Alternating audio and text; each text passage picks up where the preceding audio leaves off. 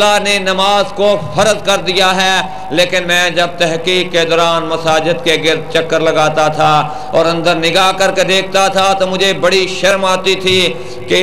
2 کنال کی جگہ پر بنی ہوئی مسجد ہے اور اندر 2 صفیں نمازیوں کی نظر نہیں آتی۔ چھوٹی سے چھوٹی مسجد ہے تو 2 نہیں تو 3 صفیں نمازیوں کی نظر آتی ہیں، باقی اللہ کا گھر ویران نظر آتا تھا۔ تو آج میں ان مسلمانوں سے یہ سوال کرتا ہوں اور ان سے کہتا ہوں کہ کیا یہ بات لمحہ فکریہ نہیں ہے کہ ہر شخص یہ بات تو اپنی زبان سے ادا کرتا ہے کہ الحمدللہ میں مسلمان ہوں، لیکن اللہ کے نبی کی اس بات کو بھولے بیٹھا ہے، جو کہ 50 سے بار بار اللہ کے سامنے درخواست کرنے کے بعد 5 اوقات کی نماز میرے لیے اور ہم سب کے لیے فرض کر دی گئی۔ تو اگر ہمارے پاس 5 اوقات کی نماز فرض جو کہ 17 رکعت نماز فرض بنتی ہے، اس کے لیے زیادہ سے زیادہ نماز فرض 17 رکعت ادا کرنے کے لیے آدھا گھنٹہ ہوتا ہے، اور اگر ہمارے پاس آدھے گھنٹے کا وقت بھی اپنے اللہ کے لیے نہیں ہے تو ہم کس زبان سے کہتے ہیں کہ الحمدللہ میں مسلمان ہوں؟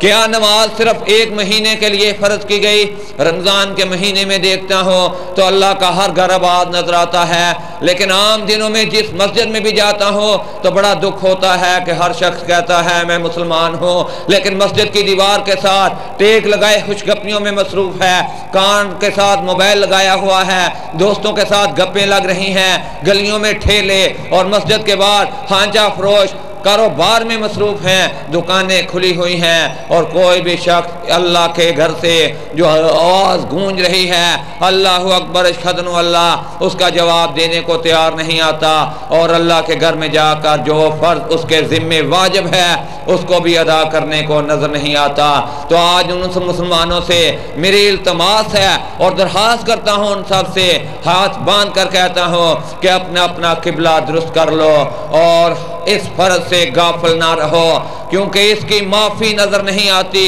کیونکہ نماز فرض کی معافی کہیں بھی نظر نہیں آتی۔ اگر میرے اللہ کی رحمت جوش میں آ جائے تو وہ معاف کر دے تو میں کچھ کہہ نہیں سکتا، لیکن میری تحقیق بتاتی ہے کہ نماز فرض کی معافی نہیں ہے۔ اس سے پہلے اگر آپ اس فرض سے غافل تھے اور دنیاوی فرائض اپنے ذمے لیے ہوئے ہیں کہ بچے سکول ٹائم پہ چھوڑنا میرا فرض ہے، کاروبار وقت پہ شروع کرنا میرا فرض ہے، اور فیکٹری وقت پہ پہنچنا اور واپس گھر آنا میرا فرض ہے، بچوں کو پڑھانا میرا فرض ہے، دنیا کے تمام کاموں کو فریضے کے طور پر ذمہ لیا ہے، تو اللہ کے فریضے سے کیوں غافل ہو؟ آج اپنے اللہ سے وعدہ کر لو کہ اے اللہ اس سے پہلے میں اس بات سے غافل تھا، لیکن آنے والے وقت میں تیرے اس فریضے سے غافل نہ رہوں گا۔ جب آپ اپنے اللہ سے وعدہ کر لیں گے تو یہ ناممکن ہے کہ اللہ معاف کرنے والا ہے اور اللہ معاف نہ کرے۔ اللہ غفور و رحیم ہے اور وہ انسان کی ہر کمی کو معاف کرنے کو تیار رہتا ہے۔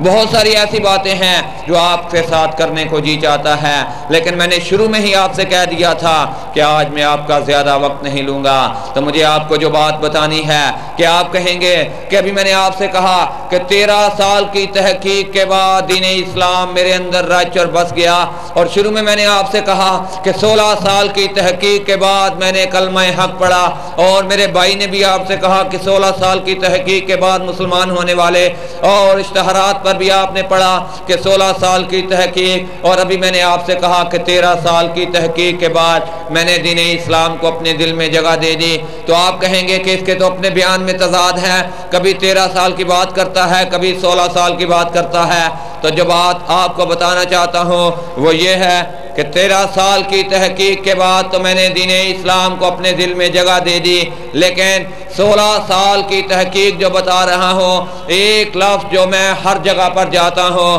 تو کہا کرتا ہوں وہ یہ ہے کہ 13 سال کی تحقیق کے بعد تو میں نے دین اسلام کو دل میں جگہ دی، لیکن بڑے دکھ کے ساتھ یہ الفاظ جہاں بھی جاتا ہوں یہ مجھے کہنے پڑتے ہیں کہ 3 سال تک میں مسلمانوں میں مسلمان تلاش کرتا رہا، 3 سال تک میں مسلمانوں میں مسلمان ڈھونڈتا رہا۔ ہر فقہ مکتب کا شخص یہی کہتا تھا کہ میں حق پر مبنی ہوں، تم میرے پیچھے کلمہ حق پڑھ کر لبیک کہہ دو۔ 13 سال کی تحقیق کے بعد میں نے اللہ کے قرآن کے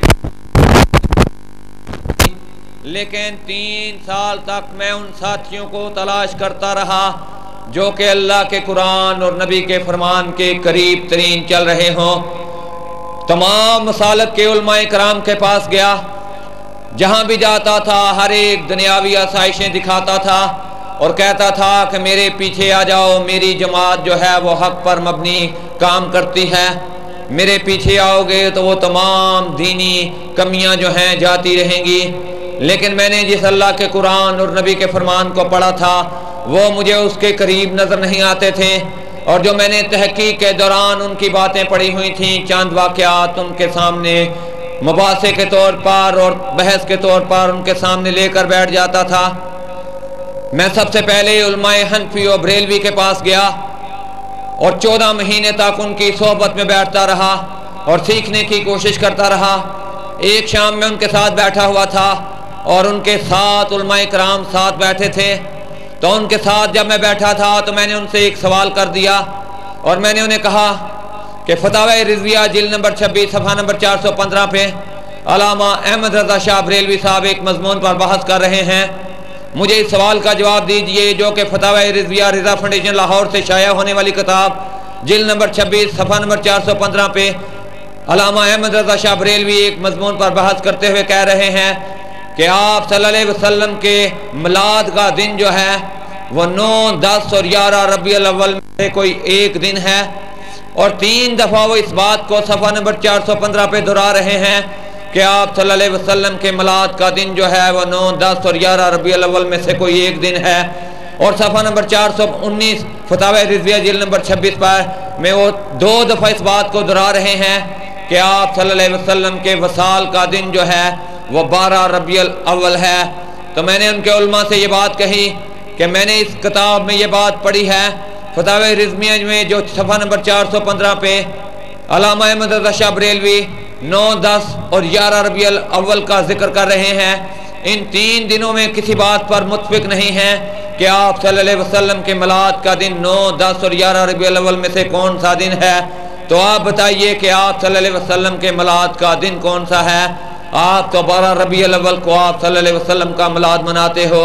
تو وہ کہنے لگے کہ تمہارے پاس کوئی دنیاوی دلیل ہے؟ تو میں نے انہیں کہا کہ دنیاوی دلیل بھی آپ کے سامنے دے سکتا ہوں، اور دنیاوی دلیل میں نے کچھ اس طرح ان کے سامنے رکھی۔ میں نے انہیں کہا کہ جب 1976 میرے کالج کی تعلیم کا آخری سال تھا تو اس وقت میرے ملک پاکستان میں جو چھٹی ہوا کرتی تھی 12 ربیع الاول والے دن، آج کمپیوٹرائز زمانہ ہے،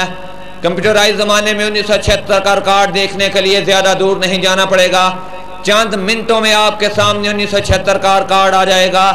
گزٹڈ ہالیڈے کو نکال کر دیکھ لیجئے، سرکاری کیلنڈروں کو نکال کر دیکھ لیجئے، تمام عیسوی کیلنڈروں کو نکال کر دیکھ لیجئے، تمام اسلامی کیلنڈروں کو نکال کر دیکھ لیجئے،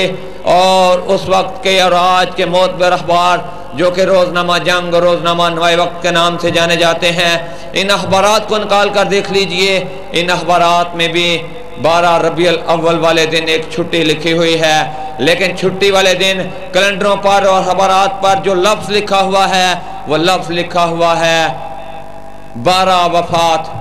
میں نے انہیں کہا لفظ 12 وفات 12 ربیع الاول والے دن کے سامنے لکھا ہوا ہے، جس کی ملک پاکستان میں تمام سرکاری اداروں میں چھٹی ہوتی تھی، اور ہمیں اس وقت کالجوں اور سکولوں میں اور سرکاری اداروں میں ملک پاکستان میں چھٹی ہوتی تھی کہ آج 12 وفات ہے، اس لیے آج ملک پاکستان میں چھٹی ہے۔ تو وہ کہنے لگے کہ واقعی اس وقت 12 وفات کی چھٹی تھی۔ تو میں نے انہیں کہا کہ 1977 میں جنرل محمد ضیاء الحق نے ملک پاکستان کا چارج سنبھالا، اور اس کے بعد انہوں نے ملک پاکستان میں عید میلاد کا تعارف جو ہے کروا دیا، اور آج ملک پاکستان میں جس جوش و جذبے کے ساتھ اور جس جوش و خروش کے ساتھ عید میلاد منائی جاتی ہے، ہر گلی کو سجایا جاتا ہے، ہر گھر کو سجایا جاتا ہے، ہر بازار کو سجایا جاتا ہے، ہر بلند عمارت کو سجایا جاتا ہے، تو میں نے ان سے کہا